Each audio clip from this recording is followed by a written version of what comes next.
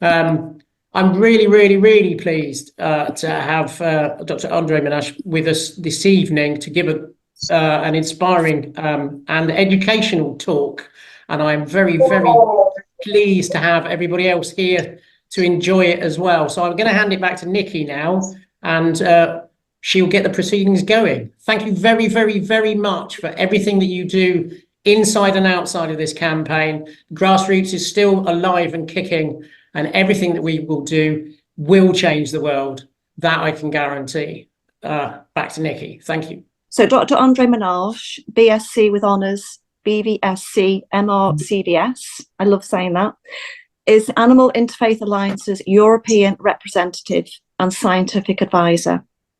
He is a veterinarian who advises extensively on animal welfare matters. Dr. Menache is a scientific consultant to and former director of Antidote Europe.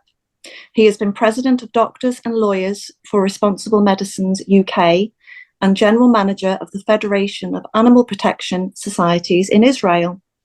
He is a patron of Quaker Concern for Animals and provides scientific support to several grassroots organisations, including ours, for which we're eternally grateful. Dr. Andre Menache was one of the vets who helped in the court case in Italy against Marshall Bioresources and was involved in the closure of the Green Hill Beagle breeding facility, Marshall Bioresources. And I know we all hope to be celebrating the closure of MBR at Huntington very soon as well. So, enough from me. I'm now going to mute myself, find Andre in the list. It's quite a long list. It's absolutely fantastic. And I shall put the spotlight on Andre and hand over to him. There he is. Spotlight for everyone. Thanks, Andre. It's over to you. Thank you very, very much. I'd like to echo Alan's words of thanks to all of you, in particular all those responsible for the Alliance for Cruelty-Free Science. So that's you, Nikki, that's Linda, that's Tanya. I can't list everybody, it'll take too long. So huge thank you to all of you for all the work you do. There's no other way. We need people in the streets. We need people to educate the general public because the media is not really on our side. Social media, of course, we can use, but the general media, not really. So I'm sure you are all aware of the poster campaign all over the London area and at Piccadilly Circus. I think the message is more important than the petition. By that I mean the general public, some of them for the first time, are being made aware that animal experimentation is not only cruel, but that it doesn't work. We've known since the creation of the BUAV and the NAVS at the beginning of the 1900s, because that's when they were formed. We've known that animal experimentation is cruel, but it's taken a long time for the public to realize that animal experiments don't work. And that is one of the main reasons why the public has been resistant to helping replace animal testing. So the pharmaceutical industry, animal researchers at universities have very skillfully managed to keep people in fear. In other words, it's your dog or your child. And they've succeeded in getting that propaganda across with the help, of course, of the media, who on average once a week tell us that thanks to some new mouse experiment, a new anti-cancer drug has been found. So that is continually reinforcing the notion that animal experimentation is somehow medically beneficial to human disease and human health. So we're finally getting round to the fact that animal experiments don't work. Having said that, I think we need to reach between 2% and 10% of the public. Once between 2 and 10% of the public understand that animal experimentation doesn't work, I think that represents what I would call a critical mass. A critical mass is sufficient informed public opinion to push Parliament and to push industry into replacing animal testing. So there is no doubt. I mean, as a veterinary surgeon, I've encountered just about every form of animal cruelty and animal suffering that you can imagine. I've been involved in campaigns against zoos, against dolphinariums, you name it. And there is no doubt in my mind that animal experimentation is the toughest nut to crack because of the notion that has been instilled in people that it is a necessary evil. I've been campaigning against animal experimentation since I was a young veterinary student in South Africa 45 years ago. And I'm more optimistic today than ever before that we are closer than ever to getting rid of animal experimentation. The reason for that is that the technology is readily available to replace animal experimentation. It's way, way better than animal experimentation. Animal experimentation was never good in the first place. But now that we have this technology, there is no excuse on the part of industry, there is no excuse on the part of regulators to allow animal experiments to continue. Obviously, they are trying to hang on as long as possible. What is also important to appreciate is that the replacement methods were not developed by the pharmaceutical or the chemical industry. The replacement methods were developed by private public enterprise, the best example of which is the Weiss Institute at Harvard in the United States, where they put together teams under one roof, biologists, doctors, scientists, researchers, engineers, you name it. And they came up with what we know as organ on a chip. Organ on a chip is a sort of a micro representation of human organs. And I think we're very close, and maybe we've already attained prototypes of a human on a chip. A human on a chip would be about 10 human organs interconnected. So, you know, one organ on a chip would be the liver, one would be the kidney, one would be the bloodstream, etc., etc. So we're getting closer and closer to mimicking the functioning of the whole human body, which is fantastic. So it's sufficient, though, because I spoke to the director of the Weiss Institute, somebody who's very approachable, and I asked him, I said, if you had to choose one single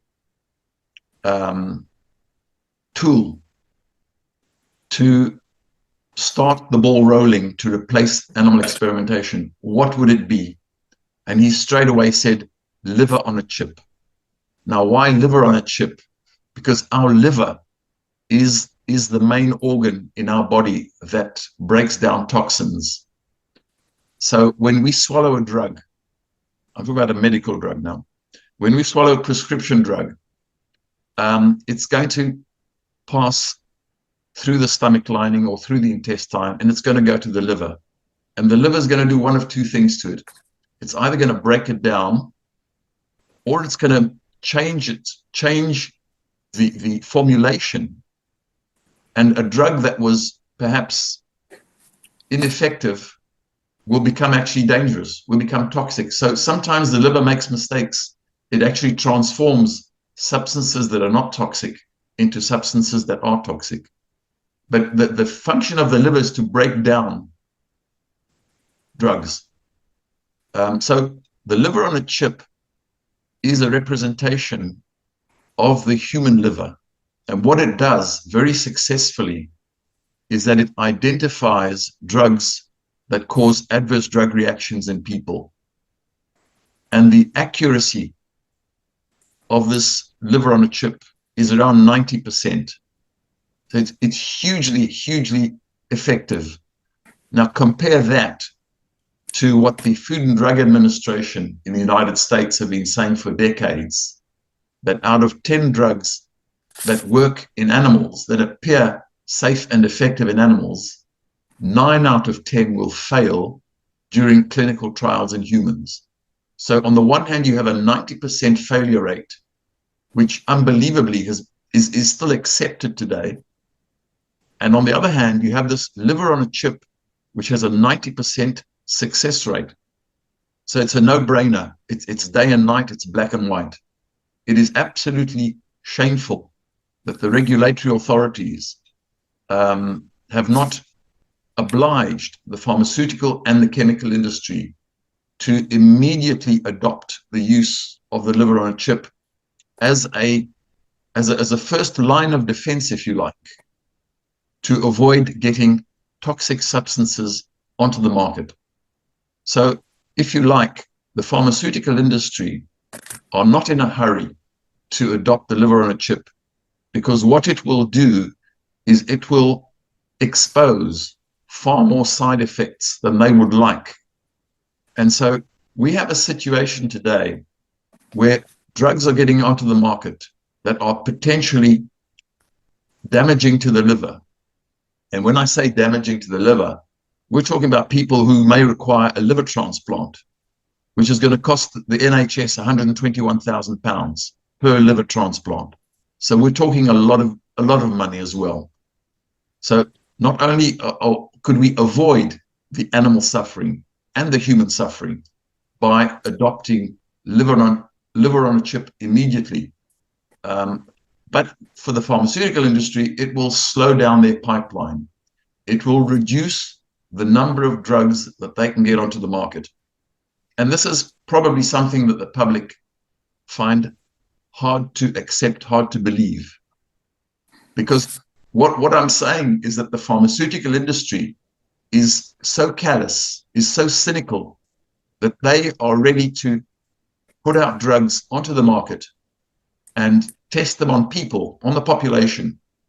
And once they get feedback for a particular drug that is causing a lot of liver damage, they will then be forced to withdraw that drug from the market. It's already done the damage, but they would rather do that than adopt the liver on a chip, which will make drugs safer. In other words, far fewer adverse drug reactions, certainly less liver damage. And you should all be aware that the number one reason or the number one cause for the withdrawal of a drug from the market is liver toxicity, liver damage. So the liver on a chip is the gold standard. It's a no-brainer.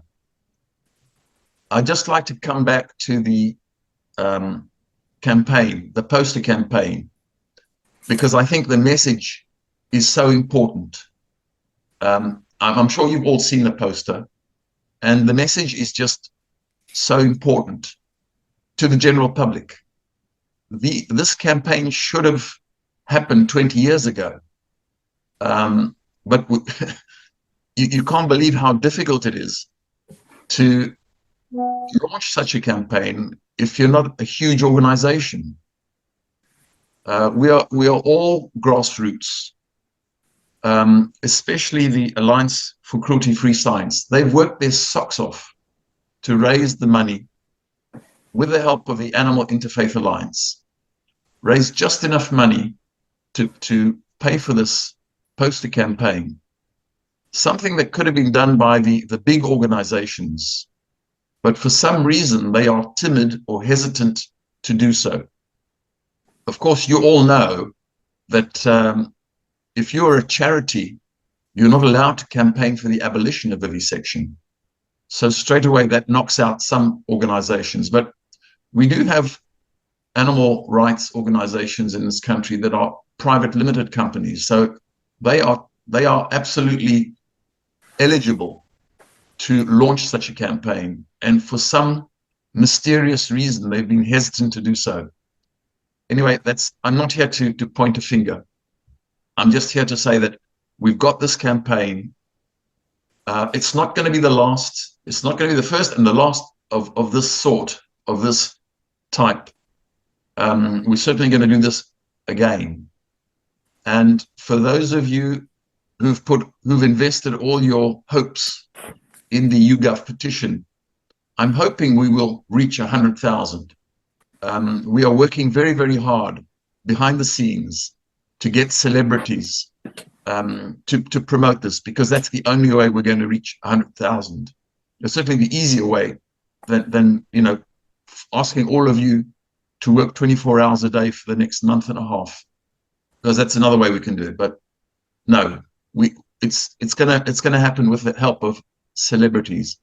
But I think it's also important for all of you to know this won't be the first and it won't be the last parliamentary petition on animal experimentation. It's probably going to be about the third or the fourth or the fifth. Now, if any of you have followed these parliamentary debates on animal experimentation, they are generally poorly attended. There's probably a handful of MPs in the hall or in the room at the time, and there is no concrete action on the part of government afterwards. So don't lose hope. So assuming we get 100,000 signatures, assuming this parliamentary debate goes ahead, it's not going to signal the end of animal experimentation. I wish it would, but I don't think that's going to happen.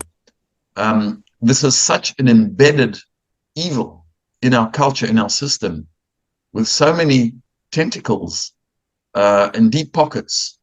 It's going to take a more concerted effort. So what I'm saying is that, in addition, every parliamentary debate raises the level of awareness a little bit more, raises public opinion a little bit more, makes people aware.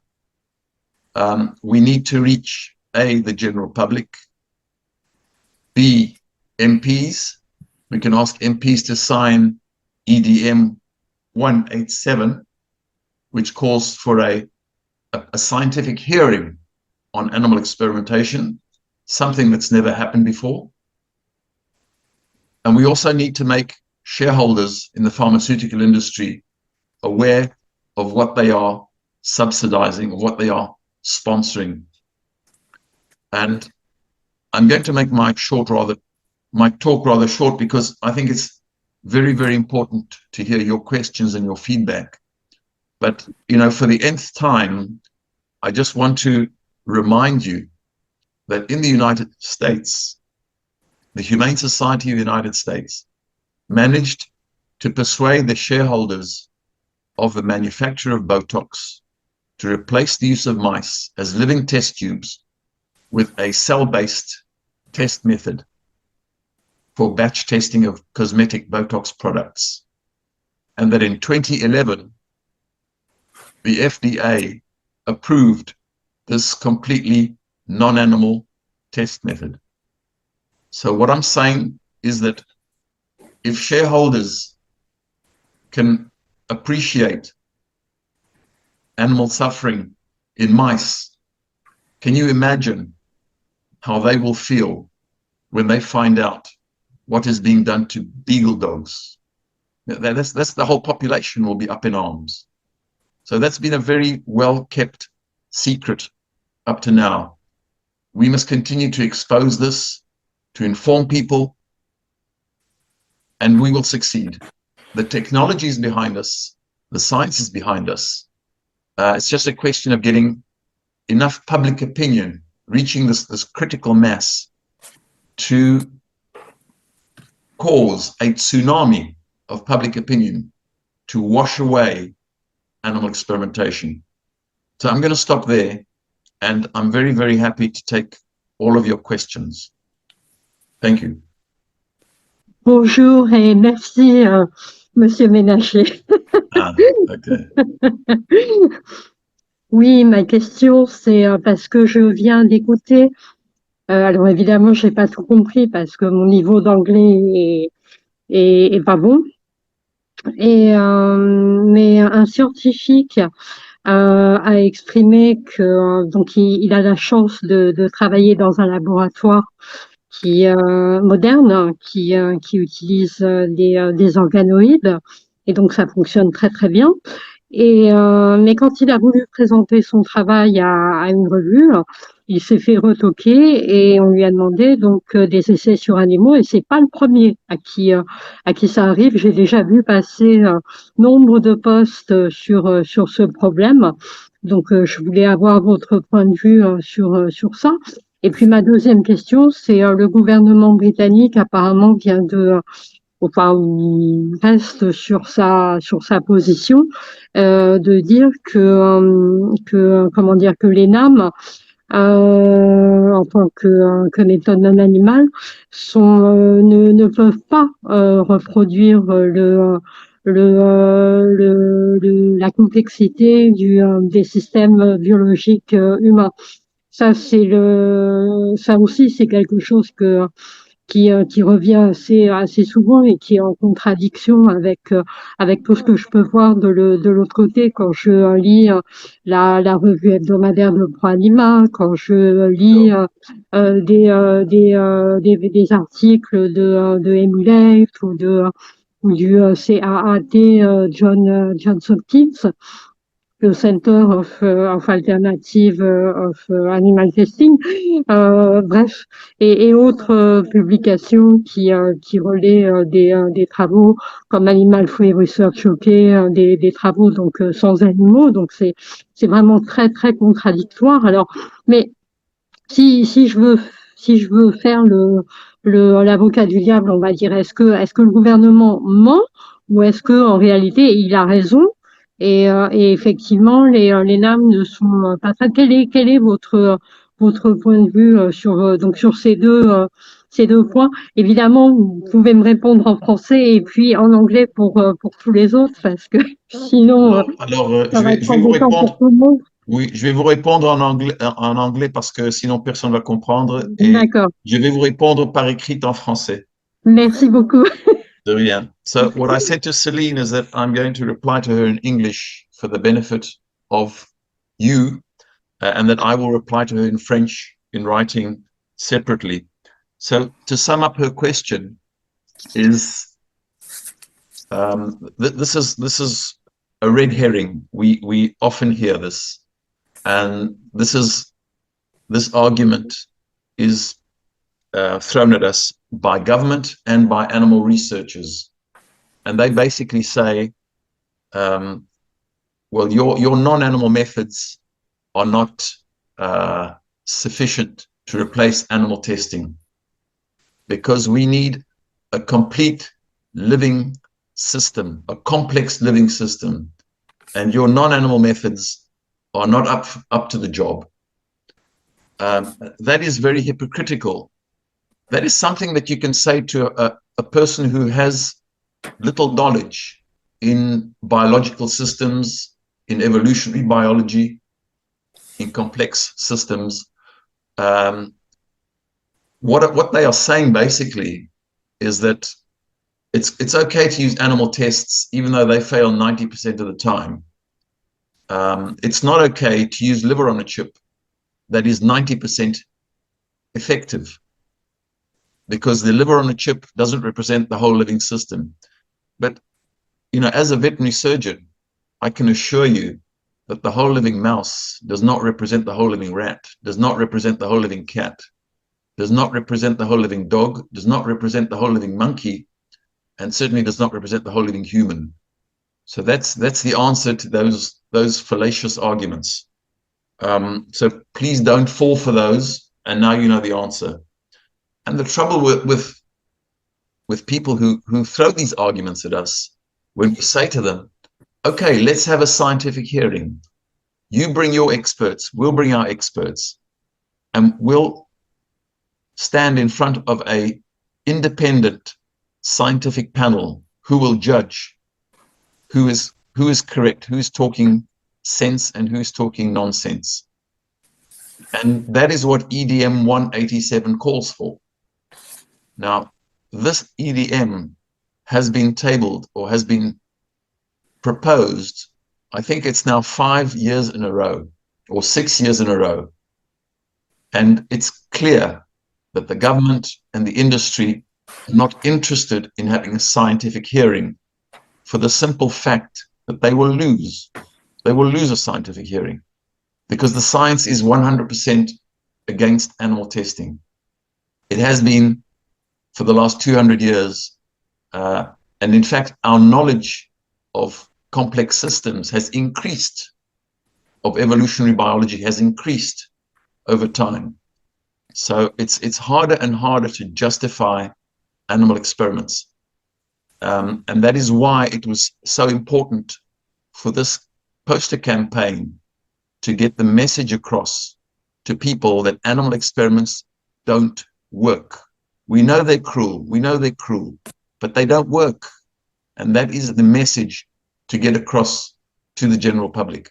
I am very happy to take part in any debate in the UK, university, school, parliamentary, you name it. If I can be of assistance, if I can provide any MPs with scientific information, I am only too pleased to do so. If it means coming over to the UK, I'll get on the train from Paris, I'll come over to the UK. That's not a big deal. But I think the time is well overdue to break this myth and to inform people and to empower people, because most people in the animal rights movement lack the confidence to challenge a scientist or a researcher, and I can understand that. All they need is to have somebody next to them with the scientific arguments, with the scientific knowledge, to say to them, it's okay, you can challenge them. And if they try and put you on the spot, then I will provide the scientific backing that you need. Thank you. Thanks, Andre. We've got a question. Pam, do you want to ask Andre the question, or do you want me to pose it on your behalf? I don't know whether there might be too many of us to sort of do it that way. So I'll just jump in, Andre. The next question, this is from Pam. Okay, Pam, thank you. What kind of timescale do you think we are looking at to finish animal experimentation, or does that depend on us? Very good question. And it totally depends on us. It totally depends on us. Animal experimentation could end today. There is absolutely no need for animal experimentation. It is counterproductive.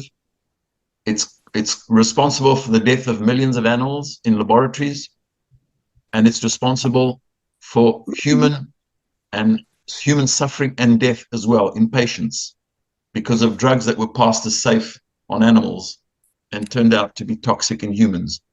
So we can end it today. We can end it today, which is why it's so important to get the right arguments across, to inform people. If we can get celebs on our side, that's fantastic. But, you know, we have to use every single means, legal means at our disposal to expose animal experimentation and to get rid of it. Okay, next question is from Elspeth. How should we respond to people who believe that developments in surgery need to be tested and practiced on animals? Andre, can I say something about that before you do your bit about the universities? Go ahead. Is that okay? Okay, so I'm Linda. Some of the work that we do in our campaign is through freedom of information requests. And what we're finding now is there's significant change going on with universities in ways that perhaps are not obvious to us all. So, for example, one of the things that has happened this summer is the Home Office refused Oxford University a license to use animals for teaching and education courses for undergraduates. So that's the first time that's happened, which is astonishing, really, that they've refused it. And they did that because there's full replacements for animals in undergraduate courses for all sorts of work, including surgical work. And for us, that was a massive discovery. So we did a whole pile of FOIs. And what we find is that universities are breaking out.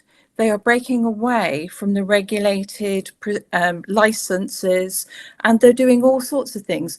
We've got universities that have never had a license from the Home Office, have never used animals at all, and probably only 2 or 3, I would say, but never done it, never ever, and are actually attended by students who regard themselves as vegan and don't want to participate in that, and are doing this work, and they're doing the same courses.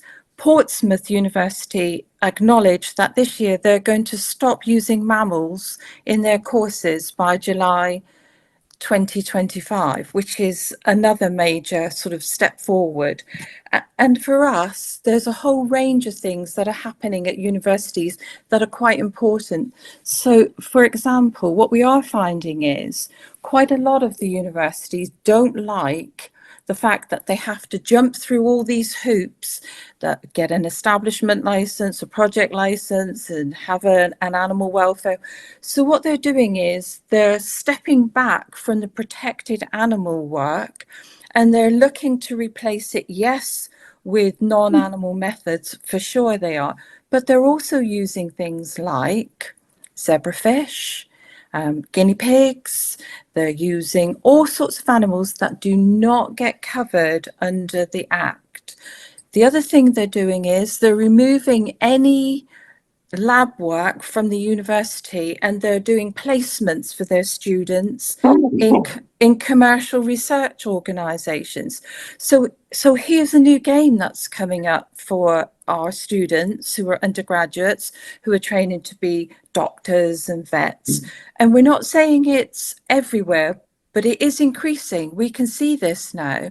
So that's interesting in itself, but also what's startling is how many are transferring their mathematics departments into data sciences and are actually focusing upon biomedical research. So I just thought I'd just share that with you, because that's a completely different change, and that's been happening in the last 12 months. Thank you, Linda.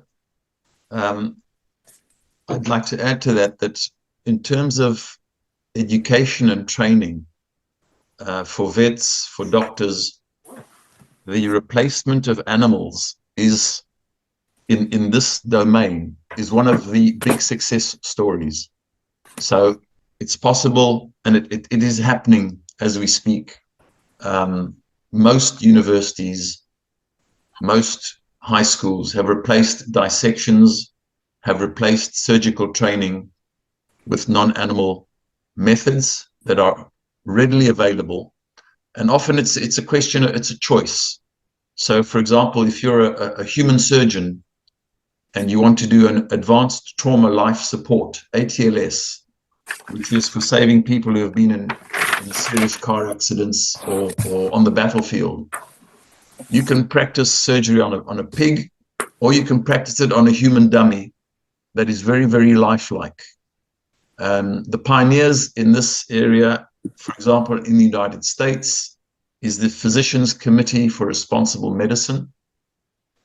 In the UK, the organization Interniche, INTERNICHE, is a leader in terms of replacement of animals in education and training. So this is a huge success story.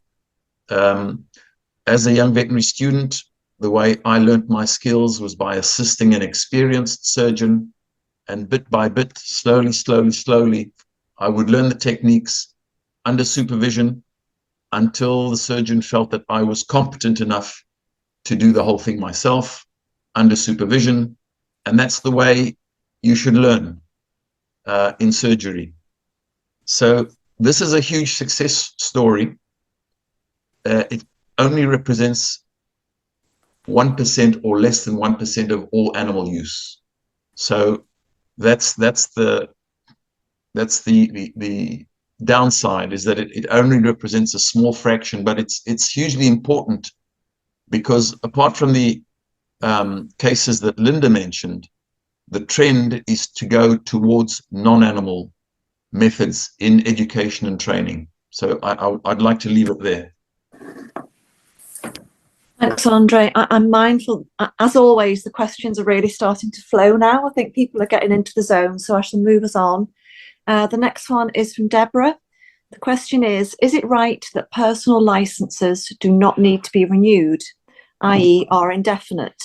If so, in 2023, more than 2,000 new researchers were approved to conduct animal experiments, as this is the number of new personal licenses approved.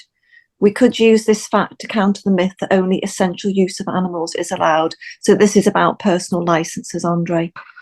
Linda, do you want to answer that? The answer is that's true. That they don't have to be renewed. They only need to be renewed if you move to a different establishment. Thanks, Linda. Okay, thank you very much. Okay, the next question is from Rosie. And the question is, what happens if we get petitions to Parliament, but they get refused? I guess we keep campaigning until they finally listen. So if we just go down the parliamentary route or legislative route, I think it's going to take about 20 or 30 years to end animal experimentation. That is only one, if you like, one aspect of this campaign. The ultimate tool is public opinion, is informed public opinion. That is what is going to change everything. And yes, we could speed it up also if we could get to shareholders, if we could inform shareholders, but the pharmaceutical industry has made it far more difficult today for us to inform shareholders than ever before, because they know. They know, with the example of Botox in the United States that I mentioned, they know that once shareholders find out what is being done to animals, they will, sorry, the cat went across the screen. So obviously the cat agrees with what we're saying. There's no doubt about that. It's her dinner time, but she'll have to wait a few more minutes. So it's public opinion. That is stronger. Public opinion is more powerful than all the billions of the pharmaceutical industry and the chemical industry. And unfortunately, the pharmaceutical industry, as Bob mentioned, have got deep pockets. And unfortunately, a lot of politicians are in the pockets of the pharmaceutical industry. So that is why we must act at the parliamentary level. We must try and inform and educate politicians, but don't invest all your hopes in that.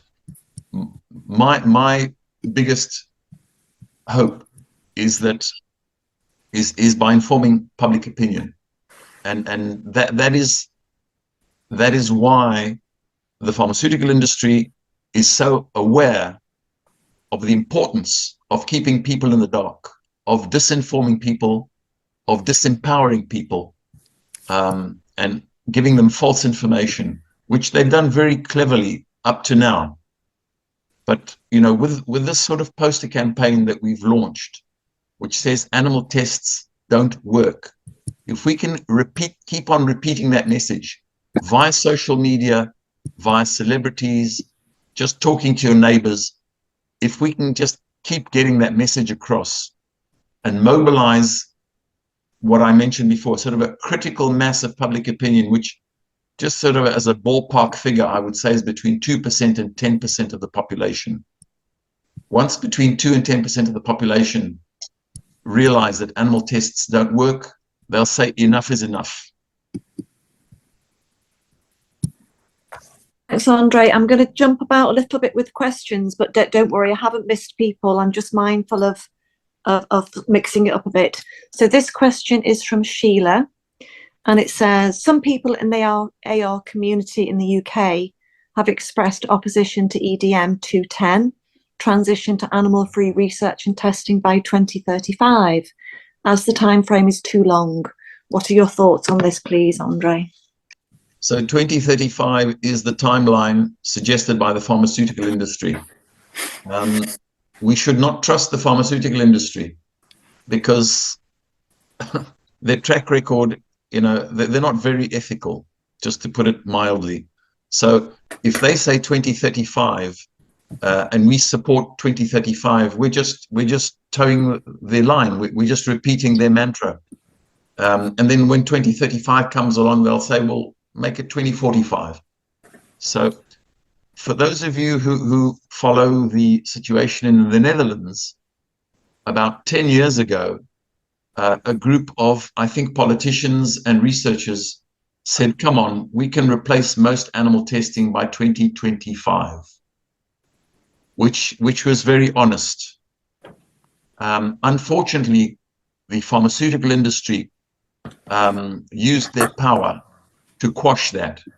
But that to me would have been completely realistic. In other words, this 2025 now, we would have been getting rid of animal experiments. It's a great shame that the Dutch initiative was quashed. But you know, we can get rid of animal experiments today. The shortage, the problem is not the technology. The technology has been sitting on a shelf waiting to be used. The problem is the will, the lack of political will on part of politicians, and the lack of will on the part of industry. The way to put pressure on industry is via their profit margins, via their shareholders. The way to put pressure on politicians is by not voting for them. But that gets messy, that gets very complex. But those are sort of the what's going on, what's happening. Okay, jumping about a little bit again. Question from Alan. And I apologise if my dogs squeak. It is their tea time also. What would you advise for people to say in order to combat the idea that there is a need for genetic manipulation in order to create organs in pigs, for instance, that can then be used for organ replacement in humans? So this is something that comes up every now and then. It's a non-starter for two reasons. The first reason is that the human body will always reject a foreign organ. So all the attempts that have been made of implanting or transplanting kidneys or other organs from animals into people, the patients have died very, very soon, in a matter of days, weeks, or months after the transplantation. And also, these patients have to receive huge doses of anti-rejection drugs. Now, what anti-rejection drugs do is they lower your immunity. They paralyze the immune system so that your body doesn't reject the organ, which means that you can die from a common cold.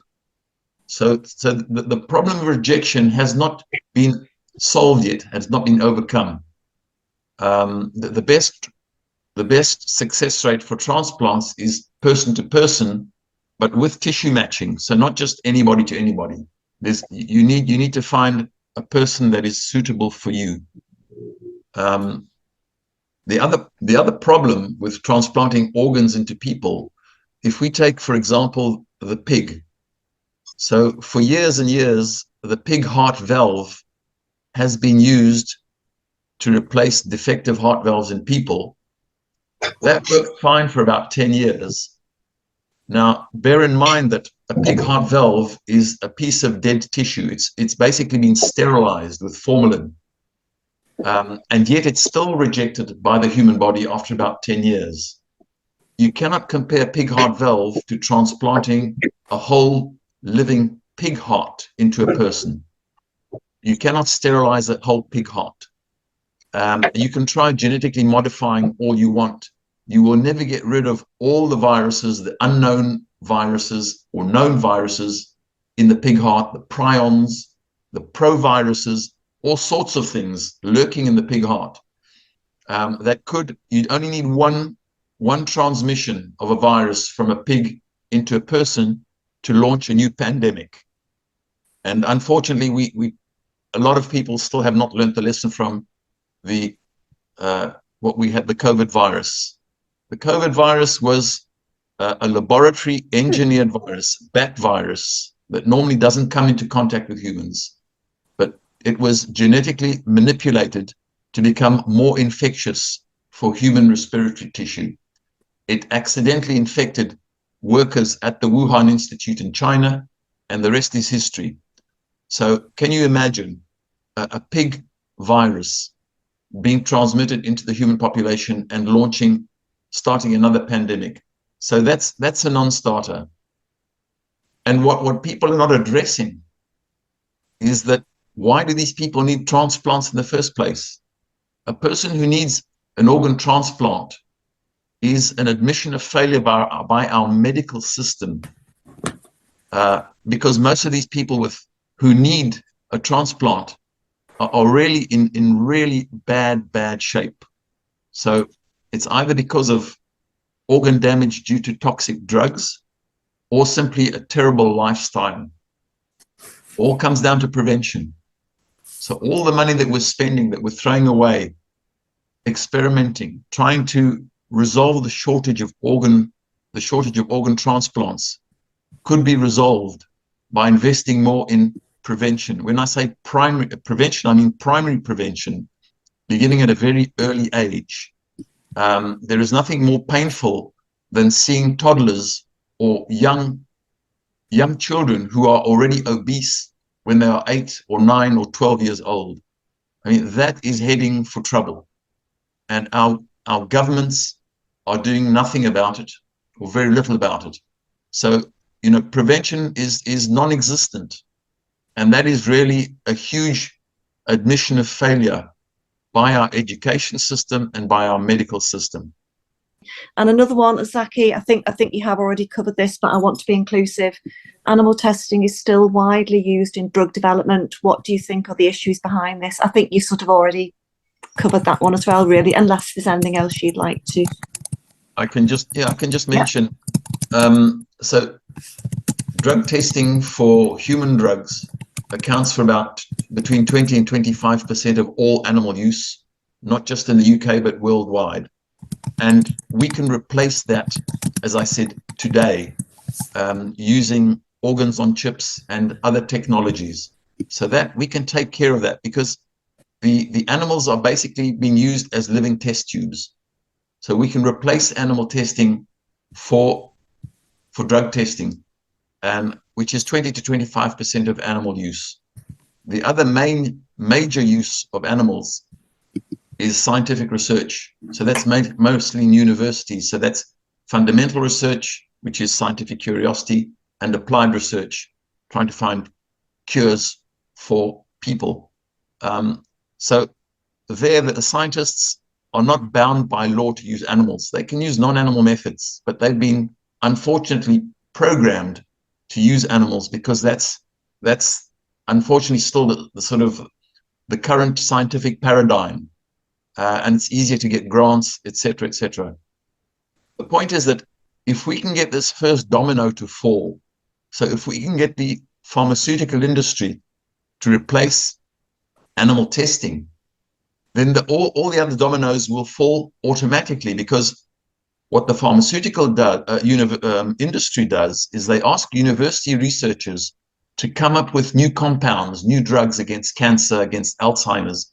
And so you have these research teams at university who will go and look for a new receptor in the brain of the mouse, that sort of thing.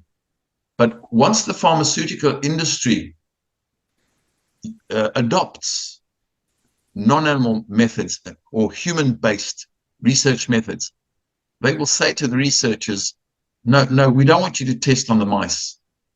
We want you to go skip that step.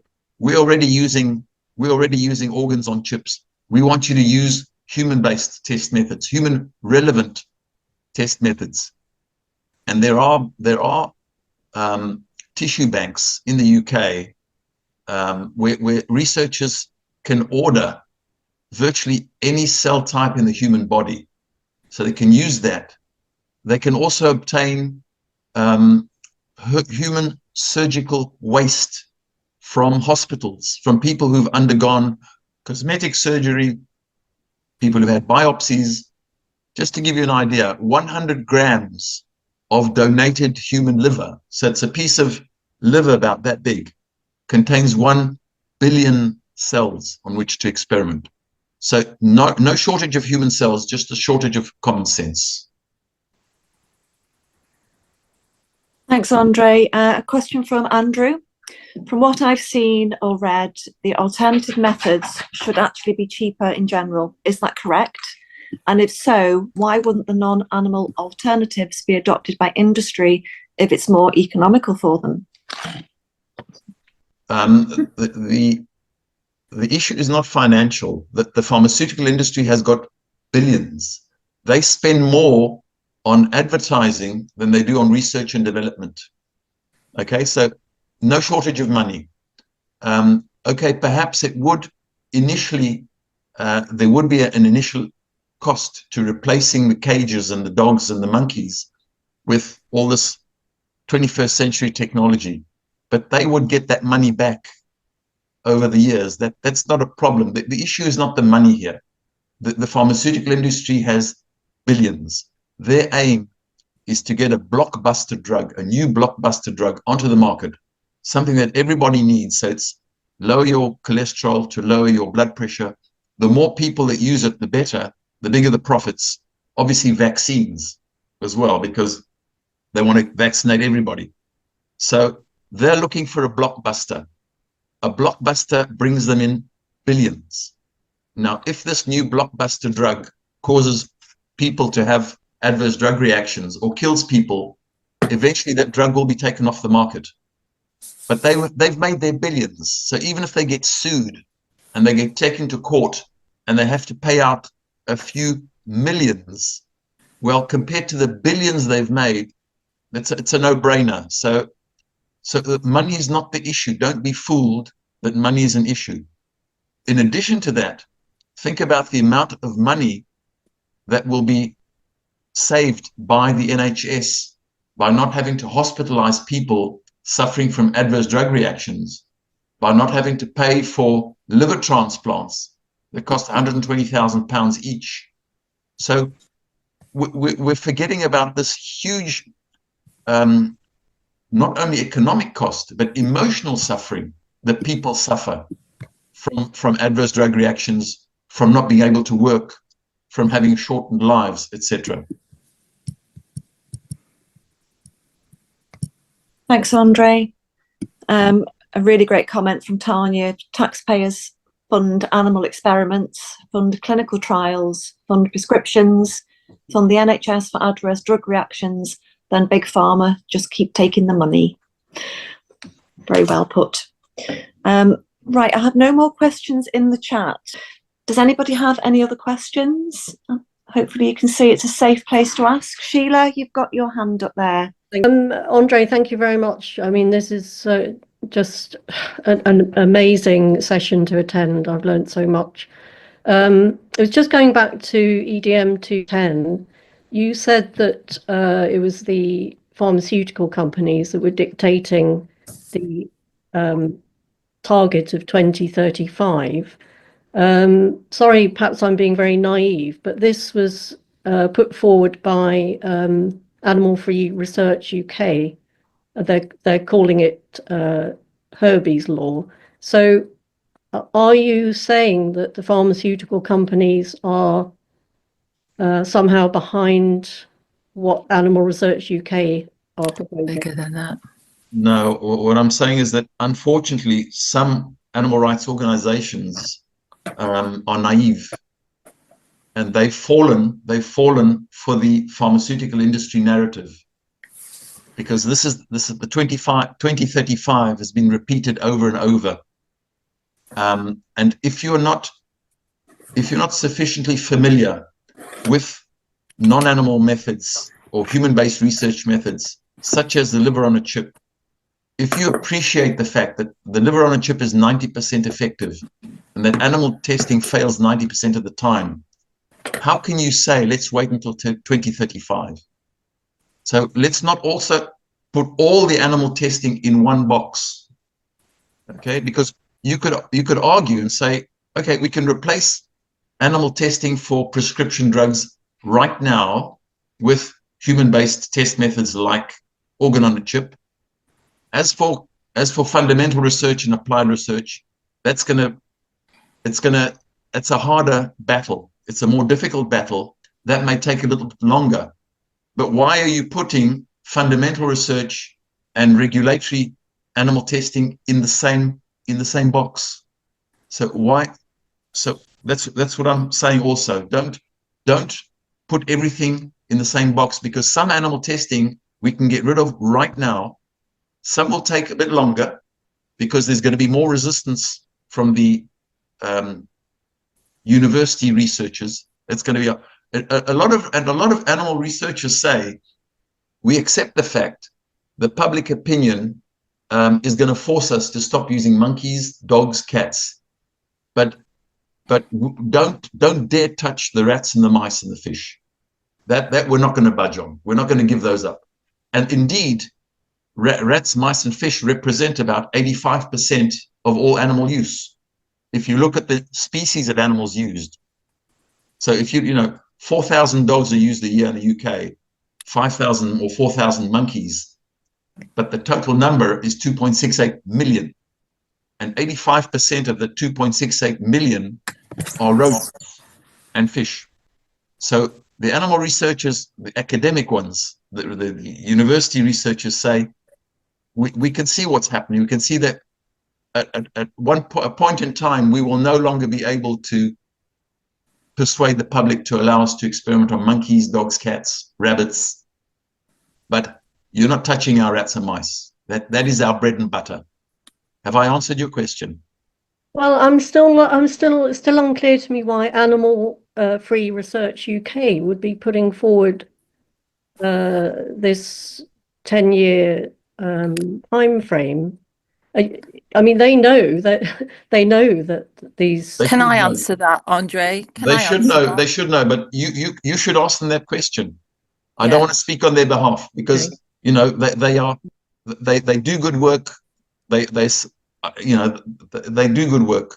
But isn't it true though, Andre, that there's quite a lot of organisations who actually are dependent on funding from the government, and it's dependent on them actually complying with the 3 R's. That's it. Animal Free Research swim in that arena. They're fantastic. I mean, absolutely all credit to them for putting this bill together. But the reality is that a lot of organisations depend on quite a lot of public funds. And unless you comply with the 3 R's, unless you comply with those rules, you don't get access to those funds. You just don't. So I agree with you. Definitely ask them that question. But I would say it's a funding issue. Frame are in the same position. They have changed their name, but they are Frame, and they comply with the 3 R's, and they do that because if they don't get access to government funding. And without the government funding, they don't do the research. I mean, it is as straightforward as that, I think, in this country. And we've made it really hard for people and good organisations like them to be able to go forward. And I would say that that's probably not changed much even under this government, you know. Thank you for that, Linda. Very helpful. Right, I am mindful. We have 2 more questions have come in. We've got 3 minutes. Are NAMs that are validated in the US and Europe automatically considered validated in Great Britain? So be careful of the wording. So validated means it's scientifically validated. In other words, it works. It's better than animal testing. But there's another step that you have to take, and that is regulatory acceptance. So the mere fact that a non-animal test has been validated does not mean that it is automatically going to be adopted by the regulatory authorities. And that is a big stumbling block. That is a big stumbling block. Because the pharmaceutical industry can say, yeah, these tests are fine, but we prefer to carry on using animal tests. And the regulatory authority says, we rely on the pharmaceutical industry to decide when and where and if they want to replace animal testing with non-animal validated tests. Alan has put a question in. Could you please explain the 3 R's? Or Just very briefly, it's just very briefly, because it was mentioned, the 3 R's, and people won't know what those 3 R's represent. Okay, so the 3 R's stand for, this is a concept that was proposed in 1959 and actually was ignored by the research community. And it was the animal rights community who discovered it in about 1980. And they said, this is wonderful. And at the time, it seemed like a great idea. But unfortunately, it's become the mantra of the animal research community, because they realized that the animal rights people thought this was a good idea at the time. But no, it's the 3 R's is a trap, must be avoided at all costs. So the first R is reduction. In other words, use fewer animals, but still use animals. The second R is refinement. So try and make the animal experiment perhaps a little less painful for the animal. And the third R is replacement. If you can replace the animal with a non-animal method, that's fine, do so. Be aware of the fact that the replacement can be relative or absolute. Relative replacement means you still use animals, but you don't make them suffer.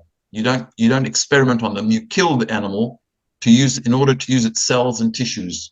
That is relative replacement. Absolute replacement is where you don't use any animal at all, live or dead. So you replace the animal tests with, for example, human cells, for example. So that's rough, in a nutshell, what the 3 R's is all about. Thank you ever so much for your time. That's been wonderful. Thank you, Andre. Thank you, everybody else, for coming. I hope you've learned a lot. I know I certainly have, and I thought I knew a lot already. That's all from me. Once again, I just can't thank everybody enough for taking this on board. And as Andre says, if we can push the public pressure, then we can change the world, and we can do that together. So thank you very much.